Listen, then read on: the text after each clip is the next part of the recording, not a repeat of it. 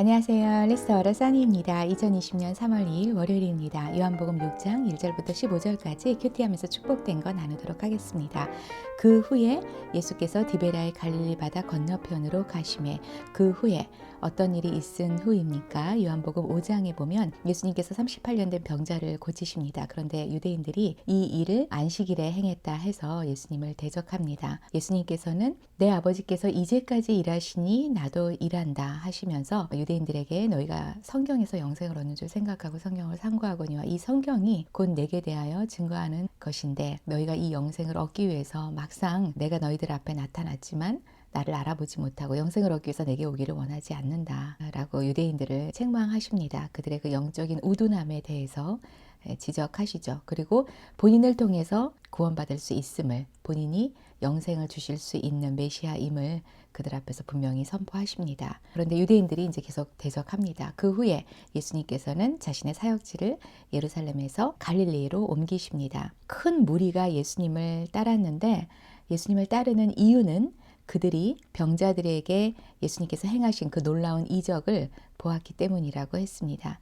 예수님을 통해서만 영생을 얻을 수 있다라는 그 중요한 예수님께서 오신 그 사역의 가장 중요한 그 초점을 무리가 깨달아서가 아니라 겉으로 보이는 이적을 보고 예수님을 따랐다는 거죠. 그곳에 많은 사람들이 모이는 것을 예수님께서 보시고 그들을 긍휼히 여기십니다. 그래서 거기에서 오병이어의 기적을 일으키십니다. 14절에 보면은 그 사람들이 예수께서 행하신 또 이 표적, 많은 사람들에게 보리떡 5개와 물고기 2마리로 남자만 5,000명 이상 되는 그 많은 무리들을 배부르게 먹이신 이 놀라운 예수님이 행하신 표적을 보고 말하되 이는 참으로 세상에 오실 그 선지자라 하더라. 예수께서 그들이 와서 자기를 억지로 붙들어 임금으로 삼으려는 줄 아시고 혼자 산으로 떠나가셨다라고 하셨습니다. 예수님이 무리를 떠나 산으로 피하신 이유는 예수님의 사명은 그들 위에 이렇게 인기를 얻고 병자를 고치고 많은 사람들을 배불리 먹이고 하는 이런 어떤 이적을 통해서 사람들에게 인기를 얻고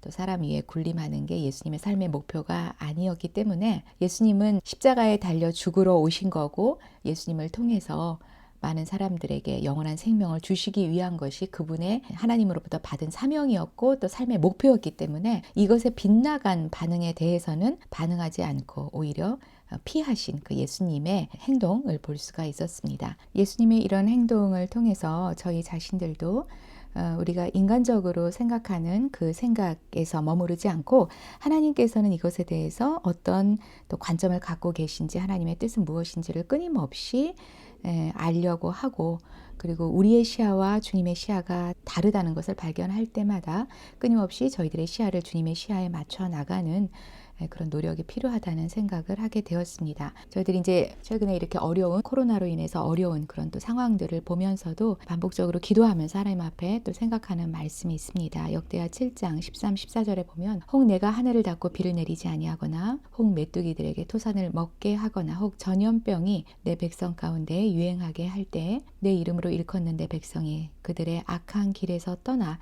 스스로 낮추고 기도하여 내 얼굴을 찾으면 내가 하늘에서 듣고 그들의 죄를 사하고 그들의 땅을 고칠지라. 분명히 이 땅이 고쳐지는 답에 대해서 하나님께서 성경에 이미 선포하셨다고 생각합니다. 전염병이 내 백성 가운데 유행하게 할 때에 내 백성이 이런 반응을 보여야 된다라고 말씀해 주십니다. 그들의 악한 길에서 떠나야 된다. 스스로 낮춰야 된다. 그리고 기도하라. 기도하면서 내 얼굴을 찾으라. 그러면 하나님께서 하늘에서 분명히 들으시고 저희들의 죄를 사하시고 이 땅을 고쳐주실 거라고 답을 이미 제시하고 계십니다. 저희들이 돌이켜야 될 악한 길이 무엇인지를 하나님 앞에서 생각하고 그리고 그 악한 길에서 떠나는 행동이 분명히 있어야 된다고 생각합니다. 국가적으로 하나님 보시기에 저희들이 악한 길 가운데 있었던 거를 생각하고 하나님 앞에 간절히 불쌍히 여기시고 또 그 악한 길에서 저희들이 떠날 수 있도록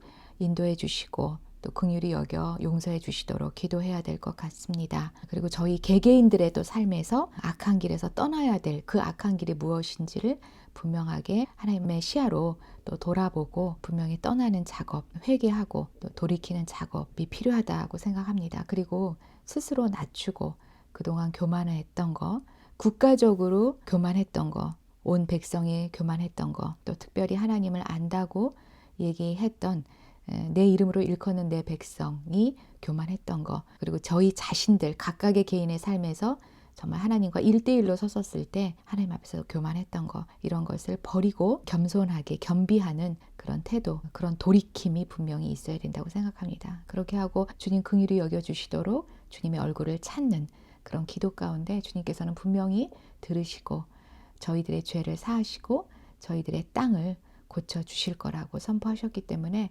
저희들의 할 바를 하나님 앞에서 겸손하고 묵묵히 이행해 나갈 때 하나님께서는 하나님께서 하시겠다고 하신 일을 분명히 하실 거라고 믿습니다. 이런 어려움을 저희들이 바라볼 때도 주님의 시야, 저희들의 시야를 비교하면서 저희들의 생각이 하나님의 생각과 다를 경우에는 저희들의 생각을 하나님의 생각 앞에 내려놓고 또 하나님이 생각하시는 하나님의 시야, 하나님의 목표, 이런 것들을 생각하면서 끊임없이 저희들의 시야를 하나님의 시야로 맞춰 나가고 하나님께서 말씀하신 대로 순종해 나가는 그러한 또 저희들의 구체적인 순종이 있어야겠다, 그런 구체적인 반응이 있어야겠다라는 생각을 하게 됩니다. 오늘 예수님께서 보여주신 그러한 반응과 일치한 그런 또 적용 사항이라고 생각합니다. 그래서 오늘 저희들이 해야 할 그런 적용이 악한 길에서 떠나 스스로 낮추고 기도하여 주님의 얼굴을 찾는 거라고 생각합니다. 겸손하게 또 하나님 앞에서 임해 나갈 때 하나님께서 분명히 또 저희들의 기도를 들으시고 저희들의 땅을 고쳐주실 거라고 믿습니다. 오늘 하루도 주님 앞에 이렇게 겸비하는 그런 귀한 믿음의 하루 되시기를 기도합니다. 또 하나님께서 하나님의 때가 되면 하나님께서 저희들에게 그 목표하신 거, 그것이 또 분명히 성취되면, 저희들이 잘 배우고 나면 하나님께서 놀랍게 반전의 역사를 또 보여주실 것을 믿습니다. 오늘 하루도 또 우리 성도님들 각자 계신 곳에서 주님과 동행하시면서 또 기도하시면서 주님의 은혜를, 또 흡족한 은혜를 부어주실 것을 믿는 믿음 가운데 오늘 하루도 승리하시기를 기도하겠습니다.